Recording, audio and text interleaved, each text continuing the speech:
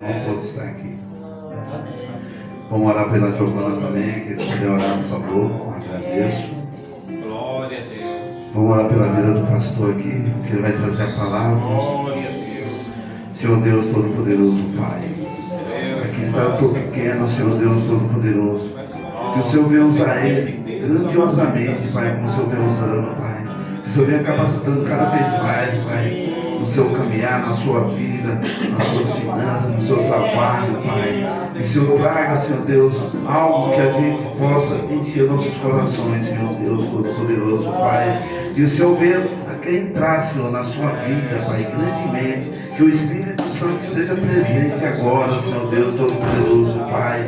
Entra, Senhor, com autoridade, Pai, sobre a vida dele, Pai, grandemente, Pai, sobre a sua família, seus filhos, sua esposa, Pai, no seu trabalho, Senhor Deus Todo-Poderoso. E eu te peço, Espírito Santo, prega, Senhor Deus, com ele. Usa ele grandiosamente, que não seja ele, que seja o Espírito Santo. E eu te peço, em nome do Pai, do Filho e do Espírito Santo de Deus. Amém. E graças a Deus. Receba o céu do seu Caspão. Meus queridos irmãos, eu quero vos cumprimentar com a paz do Senhor. Amém? Amém. Louvamos a Deus porque Ele é bom e a sua benignidade dura para sempre. Pode sentar, meus queridos irmãos. Glória a Deus. Aleluia. Deus abençoe a vida do estagiário que está na fila de trabalho, pastora Cida Daniqueri, que está se recuperando, se preparando para essa cirurgia, e também nos convidou, meus queridos, para estarmos ministrando a palavra de Deus. Irmãos, abram vossas Bíblias na primeira carta do apóstolo Pedro. Primeira carta do apóstolo Pedro, no capítulo de número 4, a partir do versículo 1. Primeira carta do apóstolo Pedro, capítulo 4, a partir do versículo 1. Também quero louvar a Deus pela vida da igreja, quero também pedir orações ao meu favor. Eu sempre falo, meus queridos, o pastor é humano também, viu? Pastor sofre aflições também. Pastor tem sentimentos também, viu, meus queridos? Somos humanos, viu? Erramos também, mas temos a humildade de pedir perdão. Você nunca vai ver, meus queridos, seu pastor errar e deixar de pedir perdão, mas resta nos perdoar. Se não perdoarmos, o Senhor também não vai perdoar os nossos pecados. Nós chegamos para o Senhor e falamos: Senhor, perdoa os meus pecados, mas nós não perdoamos.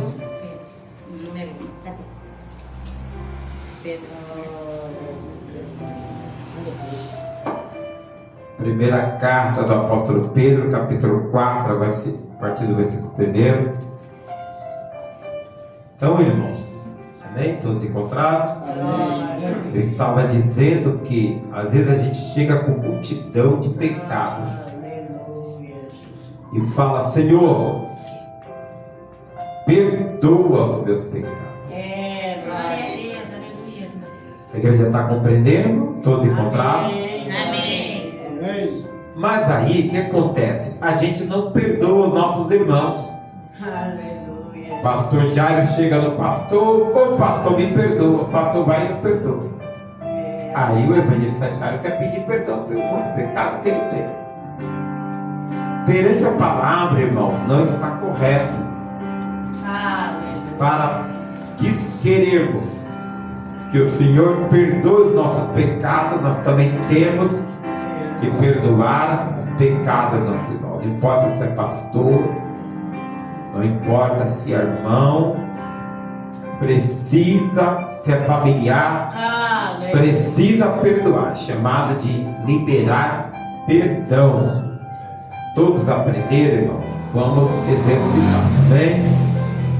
Irmão, diz assim a palavra de Deus, no capítulo 4 da carta do apóstolo Paulo, da primeira carta: ora, pois, já que Cristo padeceu por nós na carne, amai-vos também vós, com este pensamento que aquele que padeceu na carne já acabou com o pecado, para que no tempo que vos resta na carne, não vivais mais segundo as concupiscências dos homens, mas segundo a vontade de Deus.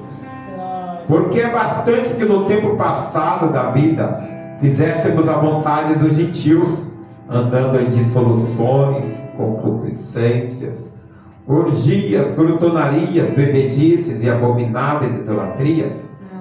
E acho estranho não correrdes com eles no mesmo desenfreamento de dissolução, blasfemando de vós, os qual hão de dar conta ao que está preparado para julgar os vivos e os mortos. Até aqui, meus queridos irmãos, já foi orado. Pode fechar a Bíblia, meus queridos, para entendermos a palavra de Deus. Coloquei um tema pegando na própria Bíblia, chamado de viver para Deus. Porque, irmãos, isto constitui a diferença do crente e do não crente, do que serve a Deus e não serve a Deus. Sempre os profetas, eles profetizaram dizendo: e outra vez vereis a diferença do que serve a Deus e do que não serve. Quando isso vai acontecer, irmãos? Quando ocorre a provação, os sofrimentos que nós temos no dia a dia, ou em determinado tempo que vem mais forte. Louvado o nome do Senhor. E quando falamos, irmão, desse título, viver para Deus, e no versículo 1 fala que Cristo padeceu por nós na carne, então devemos amar também com esse pensamento. Por quê? Se Cristo ele padeceu na carne, todos conhecem a história da via dolorosa que nós mencionamos na ceia do Senhor. É aquele momento que ele foi humilhado, cuspido, chicoteado, levou uma cruz maior que ele para uma subida no monte chamado Caveira. Uma lança traspassou a sua alma. Ali fala sobre o sofrimento de Cristo, que ele padeceu na carne. Então o pecado já acabou, e o crente, irmão, ele vive repetindo sobre os problemas com o pecado. Naquele momento de sofrimento de nosso Senhor Jesus Cristo, que padeceu na carne, ele acabou com o pecado. Então a palavra vai dizer que nós hoje, nós que estamos vivos, nós que resta um pouco tempo ainda, que ainda vivemos esta carne, nós não podemos viver segundo as concupiscências dos homens, mas segundo a vontade de Deus. O que é concupiscência? Desejo da carne, desejo dos olhos, soberba da vida. Nós não podemos mais viver, e sim a vontade de Deus. Por isso, às vezes, nós não entendemos quando o pastor cobra para vir à igreja, meus queridos irmãos. Aí às vezes a igreja fica brava com o pastor, mas eu sempre admoesto, dizendo: irmão, não fica bravo com o pastor não, porque o pastor cobra todo mundo. Mas não quer dizer que ele não está perdoando, ele perdoa, ele fala: então venha para o próximo culto. Ah, meu irmão, você faltou no culto hoje, meu irmão. Por que você falta? Aí o irmão responde: ah, pastor, que eu falo, venha para o próximo culto. Eu sei que para a igreja, meus queridos irmãos, agora estou falando como pastor, pregador da palavra de Deus, é como pastor. Eu sei que para a igreja é um pouco difícil o pastor cobrar para vir aos cultos. Mas imagina o pastor dando aquele aviso. O pastor está dando aquele aviso: olha, irmão, ao dia haverá culto. Aí falta uma vez, falta duas vezes, falta 3 vezes, 4 vezes. Olha como fica o pastor. Os antigos chamavam de cara de tacho. Para a igreja nós não usamos esses termos. Mas fica muito difícil para o pastor pastorear. Mas quando a vida falou, pastor, me perdoe, eu faltei, mas em nome de Jesus, tal dia eu estarei. Mas o pastor está avisando sobre os cultos, e as pessoas colocam como agenda: não, eu não vou mais, não, nesse culto não, porque eu congrego aqui. Não, meus queridos irmãos, a Assembleia de Deus Pentecostal do Brasil, ela é uma só. Nós temos poucos cultos na nossa sede, temos poucos cultos aqui nessa congregação de Vila Áurea, nós temos poucos cultos no Jardim Belém. Então precisamos, irmão, poucos cultos na ceia do Senhor, apenas uma vez por mês. Nós precisamos então nos esforçar, porque nós vamos, irmãos, orarmos uns pelos outros. Nós estaremos orando sempre uns com os outros. Louvado o nome do Senhor. Então, pastor, por que o senhor está falando isso? Porque eu estou pregando sobre viver para Deus. Nós não vivemos mais para nós. Nós vivemos para Deus. Mas, pastor, como que eu faço para viver para Deus? Através da submissão. Ligação.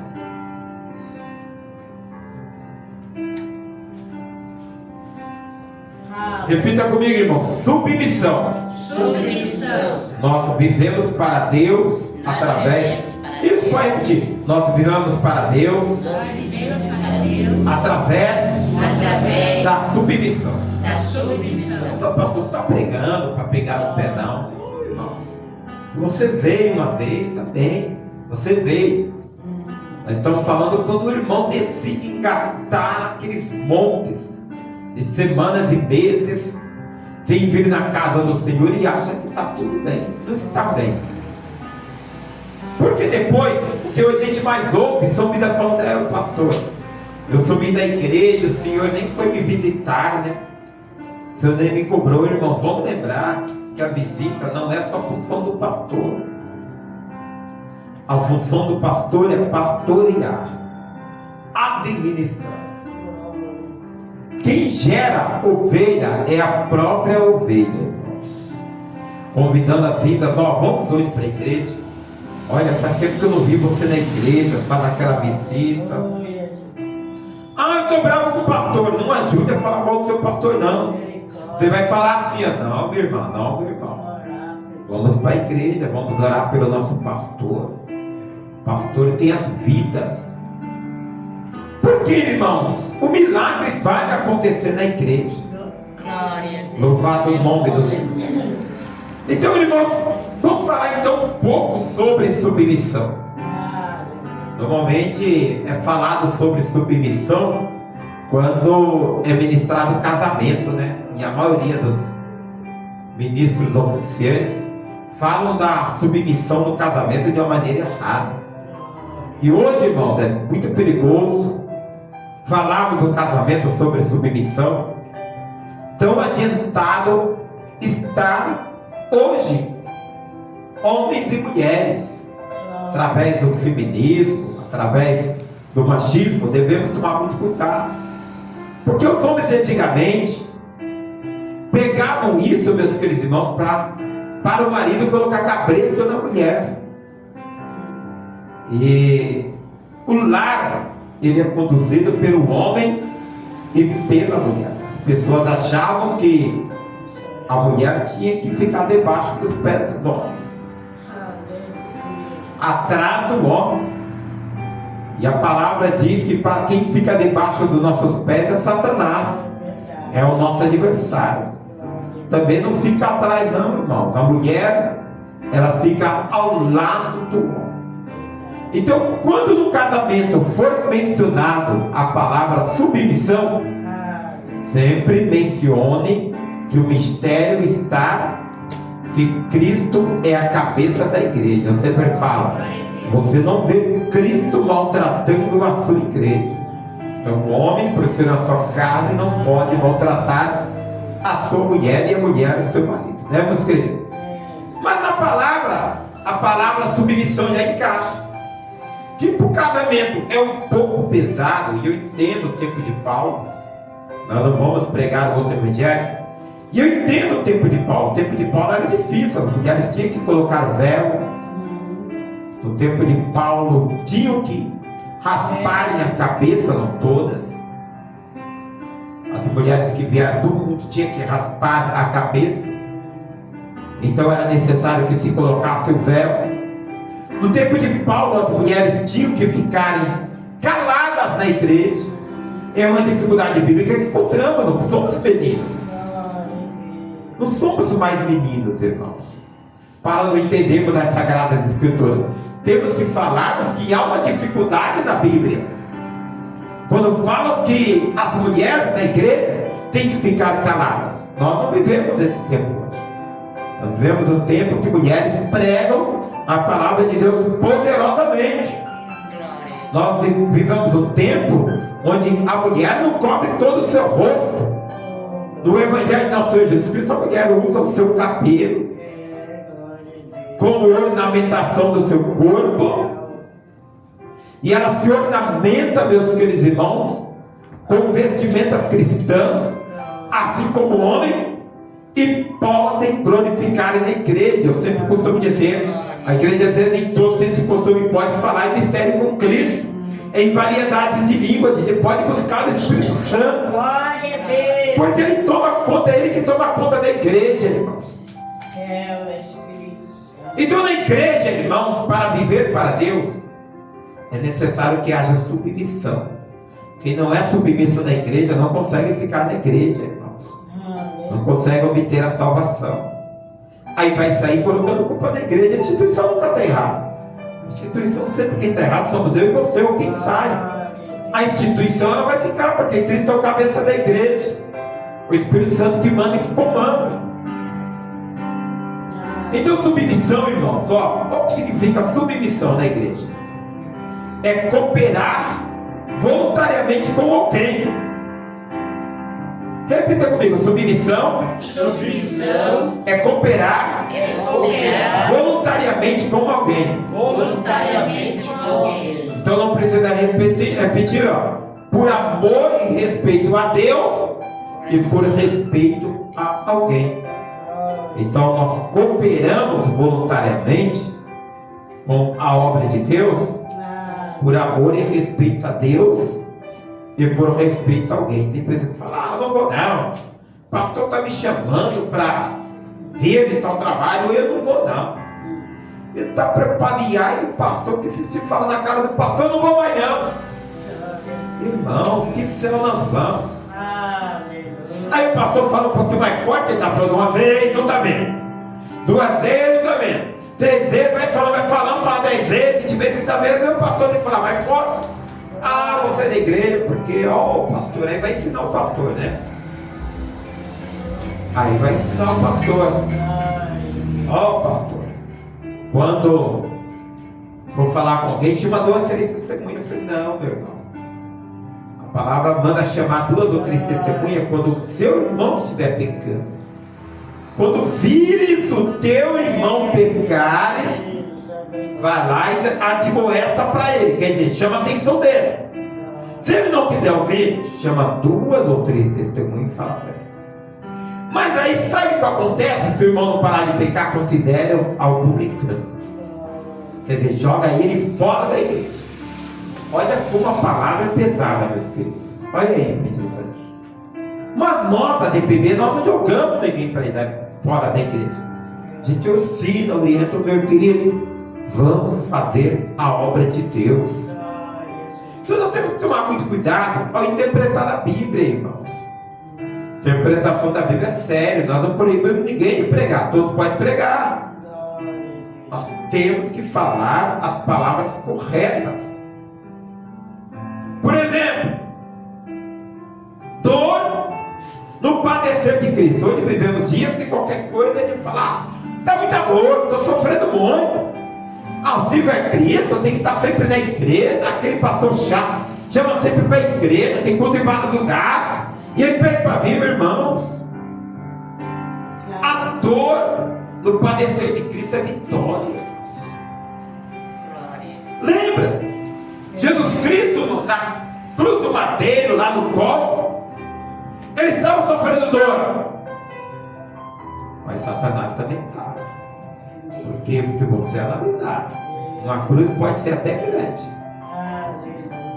É limite o nosso corpo, que é maior que a cabeça. Porém, se você pegar ela ao contrário,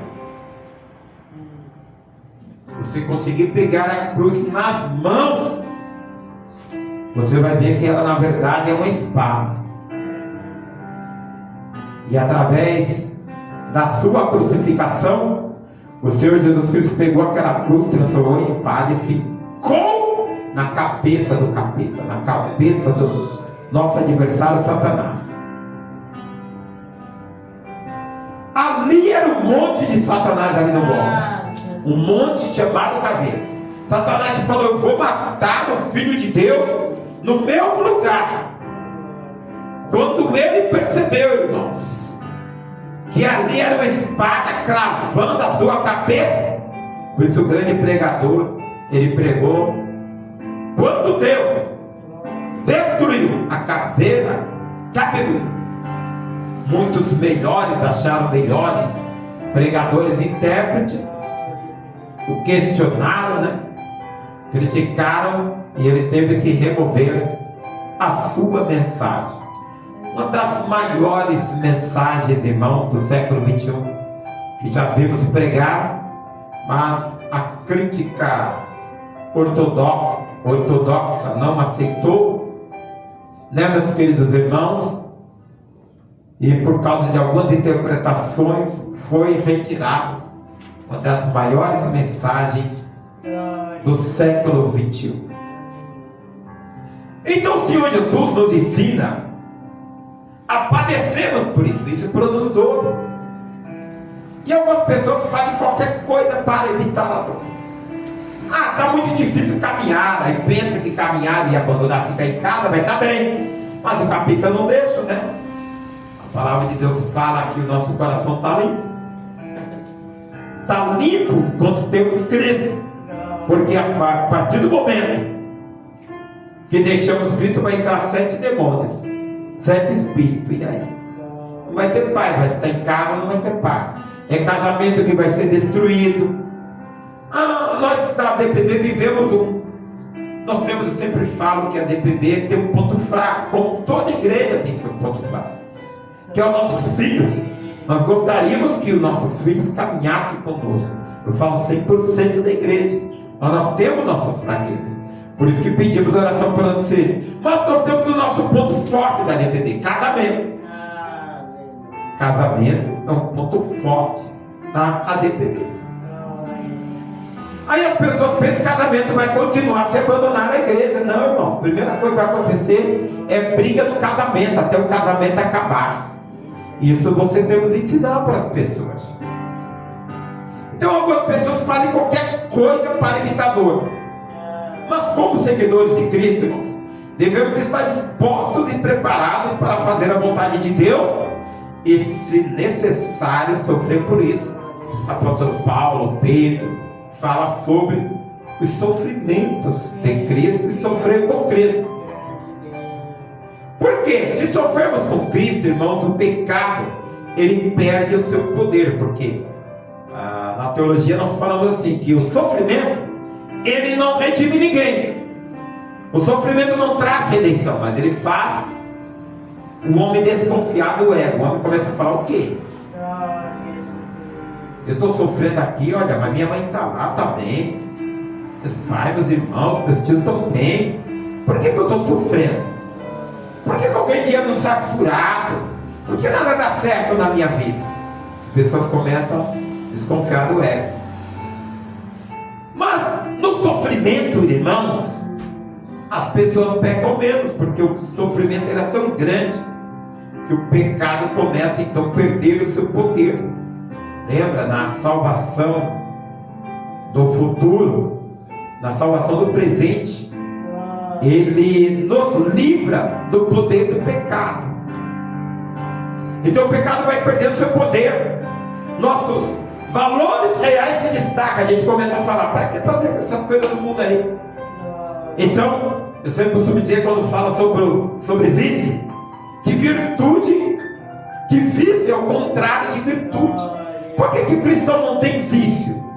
De bebida alcoólica, de chocarrices, que é o fumar, né? Mesmo que tenham os lícitos, as drogas lícitas, os hipocondríacos.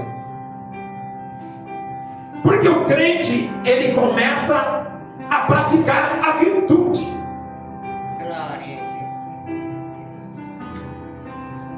Então precisa ter uma mudança radical após a conversão. E quando nós convertemos, nós deixamos alguma prática desse mundo. Então os amigos convidavam a participar das rodas, e a gente começa a sofrer por Cristo, porque esses amigos começam a desprezar familiares. Então a gente começa a sentir esse desprezo. Então a gente recusa participar de atividades mundanas e somos desprezados pelos nossos amigos, entes queridos. Porque o foco do crente agora é outro. Nós estamos pregando sobre viver para Deus. Mas qual a base, pastor? Por que nós vivemos para Deus? Porque a base da salvação é a nossa fé. Então, do julgamento, aí alguém vai falar: ah, mas você vai ser julgado, eu também, mas você também. Mas a base do nosso julgamento é como nós vivemos. Vamos ser julgados conforme nós vivemos. Se vivemos com Cristo, vamos ser julgados com Cristo. Mas se vivemos na carne, vamos ser julgados segundo a carne. Por isso que Pedro, ele faz questão de enfatizar que Cristo padeceu na carne. Por isso, Cristo já acabou com o pecado. Eu quero dizer para a igreja que Cristo já acabou. Ele não irá acabar com o pecado. Quem vai ver? Quem vai ver? Cristo, irmãos,